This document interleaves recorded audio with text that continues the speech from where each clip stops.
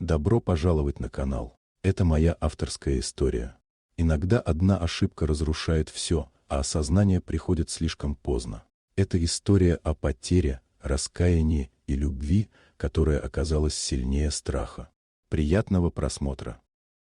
Богатый предприниматель по имени Ричард Миллер жил в Сиэтле, полностью погруженный в работу и почти не замечавший собственного сына Лео. После смерти жены дом наполнился тишиной, и единственным человеком, который по-настоящему заботился о мальчике, стала домработница Эмма Уилсон. Она годами вставала затемно, добиралась через весь город и отдавала ребенку все тепло, которого ему так не хватало.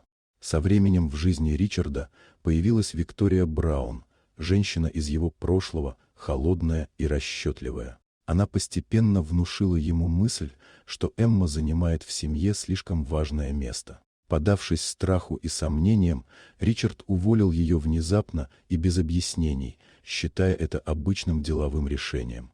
Но в тот же день он увидел, как Лео в слезах выбежал на улицу и побежал за Эммой, будто теряя последнего близкого человека.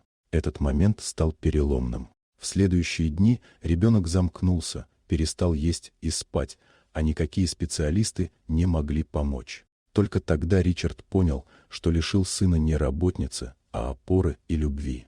Осознав свою ошибку, он разорвал отношения с Викторией и отправился искать Эмму, которая вернулась в небольшой городок в штате Вашингтон. Он признал свою вину и попросил ее хотя бы увидеться с Лео. Возвращение Эммы оживило дом.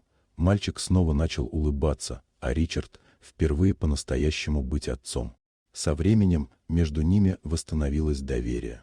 Эмма осталась в доме уже не из долга, а по собственному выбору, а Ричард научился ценить не контроль и деньги, а присутствие и заботу. Так в одном большом доме в Сиэтле снова появилась семья, не идеальная, но настоящая, созданная не обстоятельствами, а любовью. Вот такая удивительная история. Дорогие друзья, напишите в комментариях, откуда вы смотрите это видео. А если вам понравилась история, то поставьте лайк, а также подписывайтесь на канал, впереди еще много интересного.